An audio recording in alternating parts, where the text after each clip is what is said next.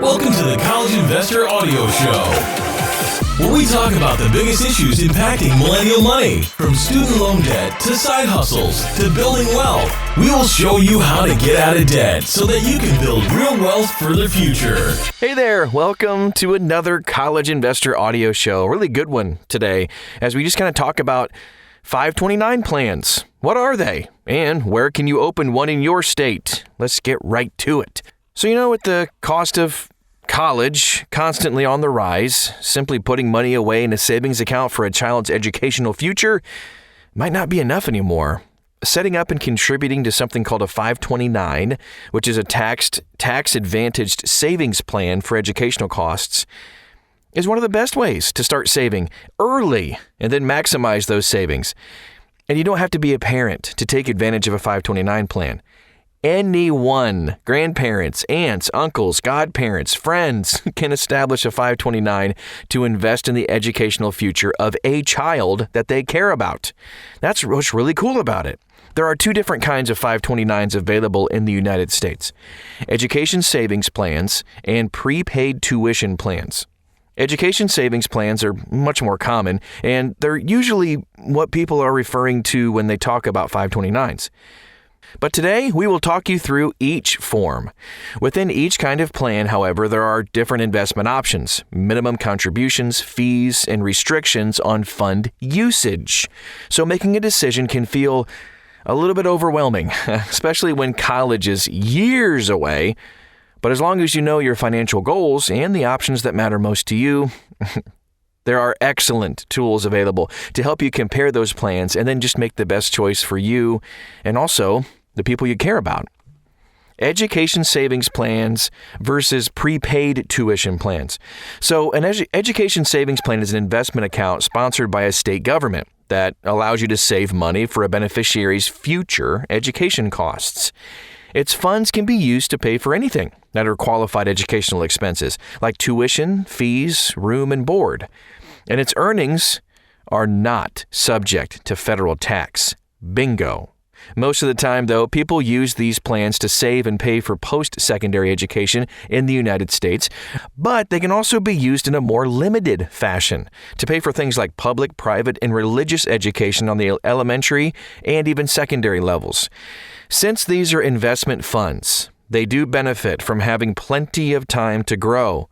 Prepaid tuition plans, though, are a much less common form of 529. Rather than growing contributions through investment, these plans allow you to prepay tuition at some public and private colleges and universities. With most plans, contributors purchase credits or tuition certificates at current rates, and then beneficiaries can then redeem them for equivalent credits or tuition in the future, no matter how much the cost of tuition per credit has gone up. Since these funds do not need time to grow and can only be used at specific institutions, they can work well for beneficiaries who are already nearing college, for example. So let's talk about contributing to an education savings plan for a little bit.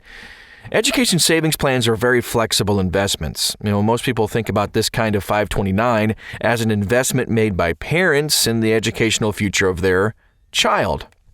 While that's the most common configuration, really anyone can set up an education savings plan and designate anyone as the beneficiary. It can be a niece or nephew, a friend's child, or even yourself, as long as the beneficiary is a U.S. citizen or resident alien. You can contribute to multiple plans too, and one beneficiary can be the recipient of funds from multiple contributors. Pretty cool. Moreover, though these plans are sponsored by state governments, you don't usually have to be a resident to invest in a given state plan. Each available plan offers a range of investment options too. Usually something like mutual funds and exchange-traded funds, ETFs, with one of two approaches. The age-based approach shifts the mix of assets so that it becomes a little bit less risky as the beneficiary approaches college age, much like target-based funds do with retirement accounts. A static fund will remain the same profile throughout the life of the investment. Many state plans also offer money market accounts and principal-protected bank products. Fees and restrictions. Let's talk about those. these plans usually have some restrictions on contributions. Most plans have minimums for initial and subsequent contributions, though these limits are often quite low. Most plans also have a maximum contribution limit, and that limit is not based on how much a given contributor has put into a plan, but on how much has been contributed to all plans with the same designated beneficiary in that state. One solution is to open additional plans in other states.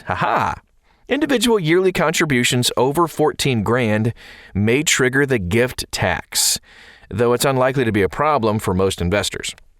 Education savings plans also have a number of one-time and recurring fees, which vary from plan to plan, just as investment options and contribution limits do.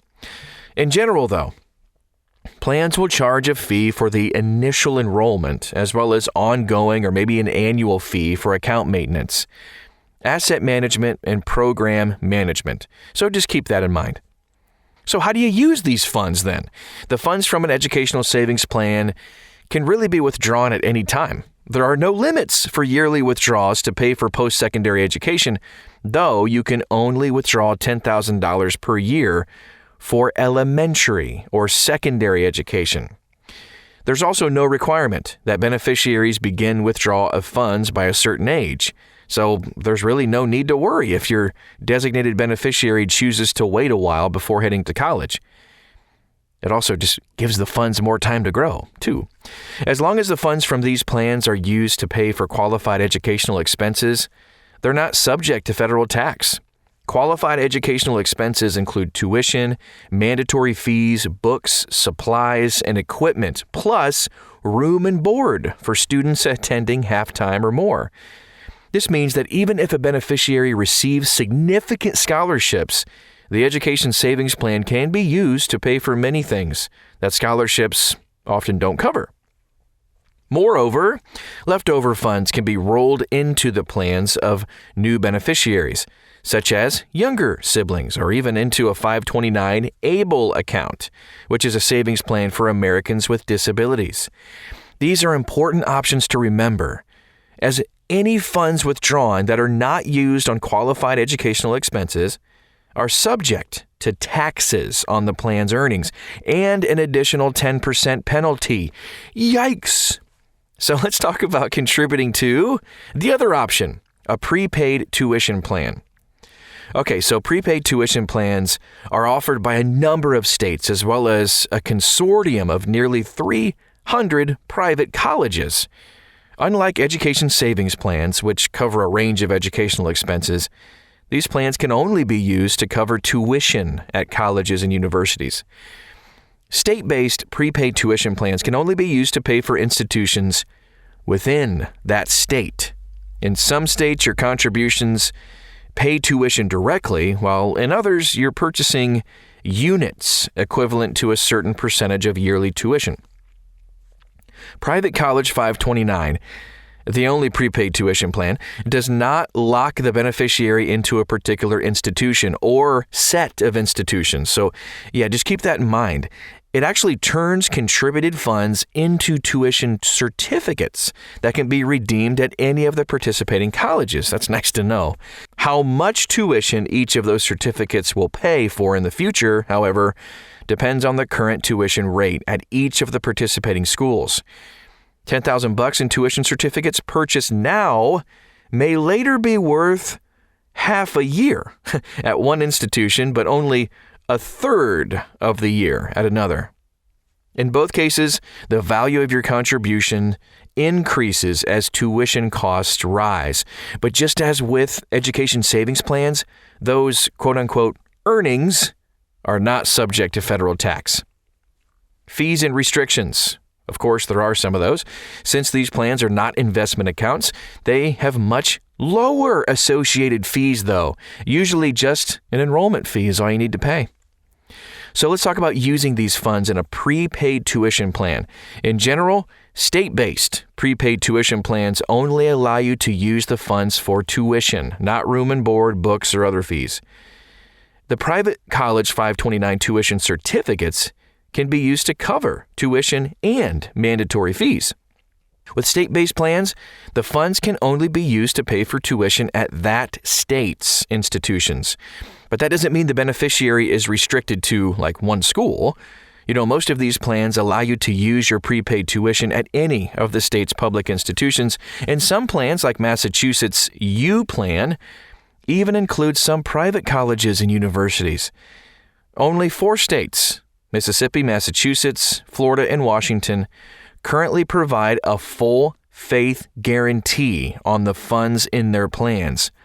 Others only guarantee the funds that are currently in the plan, and some provide no guarantees at all. Given the frequency of state budget shortfalls, beneficiaries of state-based plans might have trouble redeeming their tuition as planned. Beneficiaries of private college 529 plans can use their tuition certificates at any of the participating institutions. But again, given the disparity in tuition rates across those institutions, the funds in the plan may go much further at some colleges than others. Much like the penalty you pay for using education savings plan funds for non-qualified uses, you'll often lose some of your money if you want to use prepaid tuition funds at another set of institutions. But the penalties vary from plan to plan. Private college 529 funds can be switched to a new beneficiary or rolled over into a state-based 529 or directly refunded. If the refunded money is not used for qualified educational expenses, however, it is subject to the same taxes and 10% penalty as education savings plan funds. So let's talk about selecting and setting up one of these 529 plans. As you can see, education savings plans and prepaid tuition plans are very different, so you should consider your needs and the needs and goals of your beneficiary when choosing which approach to take. Beyond this most basic choice, however, there are many options, especially since there are rarely residency restrictions for state-based plans. As a result, it's really worth it to compare plans. The most important things to consider are the investment approaches offered, the fees and expenses required, and the minimal initial and recurring contributions. Some plans will even waive or reduce fees if you enroll in an automatic contribution plan, including one that deducts directly from your paycheck or maintain a high balance. So it helps to shop around a little bit. Moreover, while residency may not be required to join most state-based plans, many will exempt residents from state taxes on earnings, waive some fees for residents, or allow you to deduct a portion of your contributions from your state income tax. Some states offer matching grants to lower and middle-income residents, and Rhode Island even provides seed money for a 529 to every baby born in the state. All that being said, the recurring fees for your state's plan may be so high they actually wipe out any residency benefits, so it's important to compare very carefully. Let's talk about where you can start. Thankfully, there are a few tools to help you make an informed decision. You can check out a map that we have at thecollegeinvestor.com to select your state to find the right 529 plan for you. And then when you've chosen your plan, there's just one remaining question. How do you set this thing up?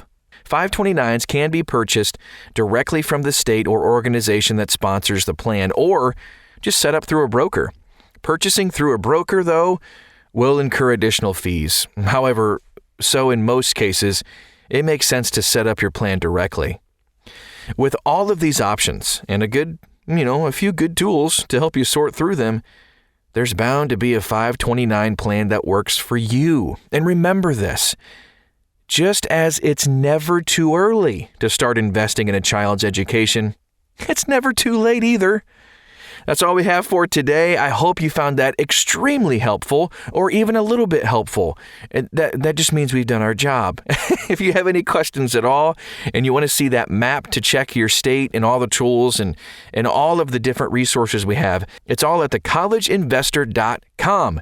Thank you so much for tuning in today. We'll talk to you again real soon.